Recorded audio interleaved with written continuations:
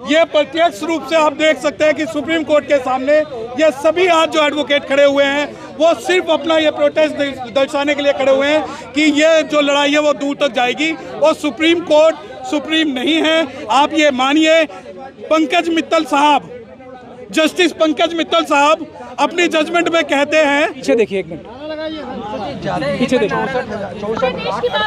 पीछे देखिए ना, ये तो सुप्रीम कोर्ट है।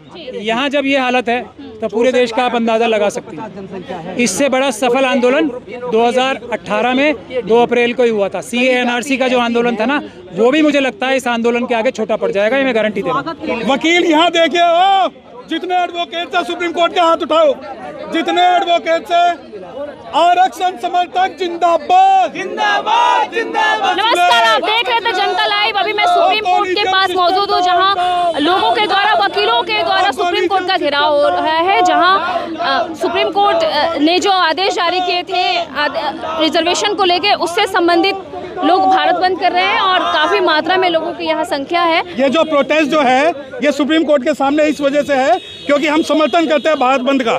और दूसरी बात, आप पूछते हैं कि क्या decision, supreme court is not supreme in India, only parliament and the constitution of India is supreme and 7 जजेस of the high court can not encroach power of the parliament. दूसरी चीज, आप कहते हैं भारत बंद नहीं है। अगर आज हम यहाँ खड़े हैं तो अपनी सपोर्ट देने के लिए खड़े हुए हैं कि हम भी इस बंद के अंदर हैं और हम इसमें शामिल हैं। तो आप पूछते हैं कि सुप्रीम कोर्ट, क्या सुप्रीम कोर्ट, मैं आपको एक जजमेंट का एक पार्ट बताता हूँ।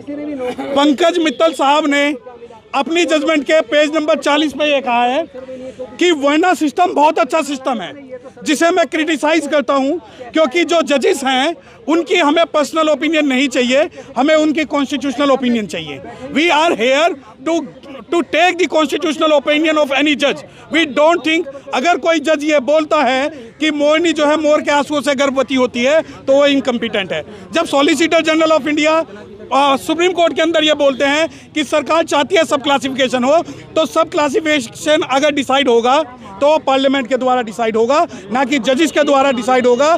कॉन्स्टिट्यूट असेंबली की हमें इंटेंशन और डिबेट्स पढ़नी पड़ेंगी। और जो ये जजमेंट है सुप्रीम कोर्ट का, सुप्रीम कोर्ट को ये जजमेंट वापस लेना होगा क्योंकि ये अनकॉन्स्टिट्यूशनल एक जजमेंट है जो कि जबरदस्ती शेड्यूल कास्ट लिस्ट को डिस्ट्रॉय कर रहा है। और जो शेड्यूल कास्ट लिस्ट है उसमें प्रेसिडेंट भी अमेंड नहीं कर सकते, तो ये पावर स्टेट को देकर सुप्रीम कोर्ट ने एक गलती की। बहन जी ने आंदोलन बुलाया था, उस पर क्या कहेंगे? देखिए, ये आंदोलन के अंदर बहुत सारे लोग हैं, मिशन जय भीम से भी लोग हैं और जन आंदोलन है। और आज आप ये मानिए कि 2 अप्रैल 2018 के बाद में अगर सबसे बड़ा आंदोलन कोई है तो वो आज 21 अगस्त 2024 का आंदोलन है, जब कश्मीर से कन्याकुमारी और कच्छ से कोहिमा तक आरक्षण समर्थक जो हैं सड़कों पर हैं। और ये कोई आरक्षण कोई भीख नहीं है, आरक्षण हमारा अधिकार है जिसे हम कॉन्स्टिट्यूशनली और पीसफुली लेकर रहेंगे। क्यों असफल हो गया? क्या आप ये सोचते हो कि आंदोलन का मतलब आगजनी होता है? आप ये सोचते हो कि आंदोलन का मतलब हिंसा होता है? आज यहाँ सैकड़ों सुप्रीम कोर्ट के जो एडवोकेट हैं वो खड़े हुए हैं, आप इसको असफल कैसे डिक्लेयर कर सकते हैं? आप ये सोचते हैं कि 2 अप्रैल 2018 में जैसे 13 शेड्यूल कास्ट के युवा शहीद हुए, हम लोग भी गोलियां खाएं। आज बाबा साहब के बच्चे जो हैं वो संविधान को मानने वाले हैं। कॉन्स्टिट्यूशनली हम जो है प्रोटेस्ट कर रहे हैं और हम जो ये प्रोटेस्ट है वो पीसफुल और कॉन्स्टिट्यूशनली ही करेंगे। अब आगे आप लोगों की क्या स्ट्रैटेजी रहेगी? सीधी स्ट्रैटेजी है। सबसे पहले तो जितना बैकलॉग है उसको दिया जाए। कई करोड़ नौकरियां, मुझे नहीं लगता समाज का कोई भी व्यक्ति, कोई भी घर ऐसा बचेगा कि अगर ये चोरी की नौकरियां वापस लेने का आंदोलन हमारा सफल होगा तो एक भी घर ऐसा नहीं बचेगा जिसको नौकरी ना हो और अच्छी नौकरी ना हो, क्योंकि अच्छी नौकरियां ही करोड़ों में हैं। पहला काम है हमारा बैकलॉग के लिए संघर्ष करना। दूसरा काम है हमारा SC ST सब प्लान, जिसके माध्यम से हर एक परिवार को कम से कम 1 करोड़ मिल सकता है शेड्यूल कास्ट और शेड्यूल ट्राइब के, उसके लिए आंदोलन करना। ये 2 आंदोलन है। तीसरा काम है हमारा प्राइवेटाइजेशन जो हुआ है, ये भी तो हकमारी हुई है ना, ये भी तो चोरी हुई है हमारी सीटों की, तो उसके अंदर भी रिजर्वेशन कराने का और ऊपर से लेकर नीचे सब जगह रिजर्वेशन कराने का, ये 3 मुद्दे हमारे हैं। और चौथा मुद्दा हमारा ये है कि देश के जो वाल्मीकि समाज है उसमें कम से कम अगर सरकार और सुप्रीम कोर्ट के मान्यवर जजेस को, परम आदरणीय जजेस को इतनी चिंता हो रही है वाल्मीकि समाज की, तो कम से कम जो आज वो मजबूर हैं, उनको 1-1 लाख की नौकरी मिलनी चाहिए सफाई करने की, जो डॉक्टरों से भी ज़्यादा इंपॉर्टेंट काम है, उनकी नौकरियां तो पक्की कर दें, ठेकेदारी प्रथा को समाप्त कर दें, जो कि अपने आप में एक गैर कानूनी काम है। यदि ऐसा नहीं करते तो हम इसके लिए आंदोलनरत हैं, और जैसे ही ये होगा तो हम चौथी चीज़, 5वीं चीज़ ये करने वाले हैं कि हमारे शेड्यूल कास्ट और शेड्यूल ट्राइब के जितने भी लोग हैं उनको हर एक को ग्रेजुएशन की पढ़ाई की जाए, भले ही उनकी कितनी भी उम्र हो, उनको 2-2 साल के ग्रेजुएशन का कोर्स में, चाहे वो लॉन्ग डिस्टेंस का हो या ऑफलाइन कोर्सेज हो, उसमें हर एक को ग्रेजुएट बनाया जाए अगले 2 साल में, ताकि जो करोड़ों नौकरियां आने वाली हैं उसमें जो कैंडिडेट कम पड़ेंगे उनको कैंडिडेट भी मिल जाए। ये 4-5 मुद्दे हैं। तमाम मांगे तो सर हमने आपकी सुन ली हैं, आप बोल भी रहे हैं, लेकिन इससे भारत बंद से क्या फायदा होगा? भारत बंद क्यों बुलाया गया है?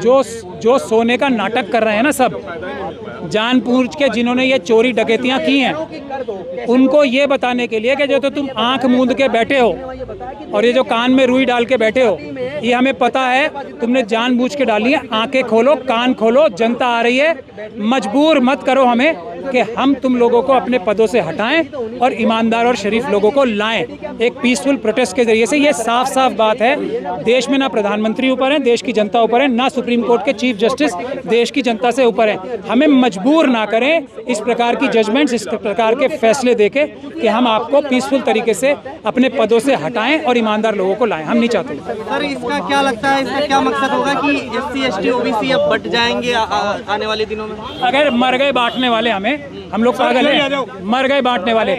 जो लोगों को कुछ समय के लिए, हमारे कुछ लोगों को जो बहकाया गया है ना, वो कब पता लग जाएगा? अभी 1 महीने में पता लग जाएगा, 2 महीने में लग जाएगा, 3 महीने में लग जाएगा, उन्हें 6 महीने में लग जाएगा ना। किसी को एक भी नौकरी नहीं मिली, बल्कि जो पुरानी नौकरियां थी वो भी छिन गई, उतनी परसेंटेज भी नहीं, तो तब वो हमारे साथ आ जाएंगे। वो हमारे भाई हैं, उनके प्रति हमारा ज़्यादा जिम्मेदारी है। हम उनके लिए लड़ेंगे भी और उनके लिए अपनी जान भी दे देंगे। वो हमारे भाई। प्रधानमंत्री ने तो कहा है कि ये तो क्रीमी लेयर जैसा कुछ ऐसा नहीं होने वाला है। तो प्रधानमंत्री अगर क्रीमी लेयर का कॉन्सेप्ट खत्म करना चाहते हैं तो यही भी तो क्रीमी लेयर ही है। ये जजमेंट तो सारी क्रीमी लेयर की बात है ना, कि समाज का एक होमोजीनियस जो जजमेंट है, एक होमोजीनियस समाज है, उसमें से कुछ लोगों को आप बता रहे हो कि वो तो आगे निकल गए और बाकी पीछे निकल गए। और क्या क्रीमी लेयर होता है? प्रधानमंत्री जी सबको धोखा दे सकते हैं, अम्बेडकरवादियों को नहीं दे सकते। क्रीमी लेयर है तो ये सब कैटेगराइजेशन भी क्रीमी लेयर ही तो है, और क्या है? लेकिन इससे क्या लगता है, प्रधानमंत्री झुक गए हैं? प्रधानमंत्री झूठे हैं? नहीं, वो तो है ही झूठे। नहीं, झूठे तो हैं। अच्छा, प्रधानमंत्री जी आपने, मैंने सही सुना है या गलत? पहले ये बताइए, आपने झूठे बोला था? झुक गए हैं। अच्छा, झूठा आदमी झुक भी जाता है कई बार। हर बार जो झूठा आदमी होता है ऐसा नहीं कि तना ही रहेगा। अब झूठे आदमियों के झुकने का टाइम आ गया है। तो प्रधानमंत्री अगर झूठे हैं तो ज़्यादा जल्दी झुकेंगे, और अगर सच्चे होने का उनको कोई एक तरह से कोई उनके अंदर एबरेशन आएगी जो आज तक कभी नहीं आई सच बोलने की, तो तब भी झुकना पड़ेगा। आप आंदोलन कर रहे हैं, क्या लगता है सारे TV चैनल किसी भी ईमानदार चैनल पे चढ़ेगी? ये टेस्ट है, टेस्ट है। जो हमारी खबर नहीं चला रहा, जो आज देश का सबसे बड़ा आंदोलन इस वक्त है, जो लोग चोर, बेईमान, डकैत और क्रिमिनल्स हैं, उन चैनल्स में नहीं चलेगा। और आखिरी खबर जिस अखबार में आएगी वो भी चोर, बेईमान और क्रिमिनल है। जिसके ऊपर ये सबसे बड़ी खबर नहीं आती हमारी, वो क्रिमिनल हैं, वो चोर हैं, वो बेईमान हैं, वो भारत के दुश्मन हैं, चाइना और पाकिस्तान के एजेंट हैं। और कोई टेस्ट चाहिए? ये तो आप पीछे देखिए, 1 मिनट पीछे देखिए, पीछे देखिए ना, ये तो सुप्रीम कोर्ट है। यहाँ जब ये हालत है तो पूरे देश का आप अंदाज़ा लगा सकते हैं। इससे बड़ा सफल आंदोलन 2018 में 2 अप्रैल को ही हुआ था। CAA NRC का जो आंदोलन था ना, वो भी मुझे लगता है इस आंदोलन के आगे छोटा पड़ जाएगा, ये मैं गारंटी दे रहा हूँ। आप ये तो बताइए, किसके? ये मुझे लगता है शायद जजेस को अरेस्ट करने तो नहीं है, ऐसा भी हो सकता है, पता नहीं। ये तो इनसे पूछो आप किस लिए खड़े हैं यहाँ पे। हम तो पीसफुल लोग हैं, ऐसा भी तो हो सकता है कि शायद सुप्रीम कोर्ट में किसी को अरेस्ट करने आए हो। ये तो इनसे पूछो आप, हमें क्या पता। अगर हम संविधान की रक्षा करते हुए अरेस्ट होते हैं, जेल जाते हैं, गोली खाते हैं, इससे बड़ा सर्टिफिकेट क्या होगा कि हम भी भगत सिंह के मानने वाले हैं, बाबा साहब के मानने वाले हैं। ये तो हमारा सबसे बड़ा सर्टिफिकेट। आगे क्या करेंगे आप? आंदोलन, आंदोलन और आंदोलन। बिल्कुल 4-5 मुद्दे बताए ना, वो लिए जाएंगे। इन्होंने हमारा टेम्परेचर चेक किया है, अब हम इनका टेम्परेचर चेक करेंगे। अभी तो ली अंगड़ाई है, आगे और लड़ाई है। ये आज जो सिंबॉलिक प्रोटेस्ट सुप्रीम कोर्ट के सामने हुआ है, यकीन मानिए कि जैसे पूरा भारत के अंदर अभी प्रोटेस्ट चल रहा है, इससे बड़ा प्रोटेस्ट जो है लीगल फ्रेटर्निटी और जो अम्बेडकराइट लोग हैं वो पूरे भारत के अंदर करेंगे। तो सारे वकील इसमें शामिल हैं या बट गए हैं वकील यहाँ देखिए, जितने एडवोकेट है सुप्रीम कोर्ट के हाथ उठाओ, जितने एडवोकेट है। आरक्षण समर्थक जिंदाबाद जिंदाबाद जिंदाबाद, आरक्षण समर्थक जिंदाबाद जिंदाबाद जिंदाबाद, वकील एकता जिंदाबाद जिंदाबाद जिंदाबाद, वकील एकता जिंदाबाद जिंदाबाद जिंदाबाद। एक लॉ की टर्म है रिसिप्शा लिक्विटर, यानी प्रत्यक्ष को प्रमाण की जरूरत नहीं होती।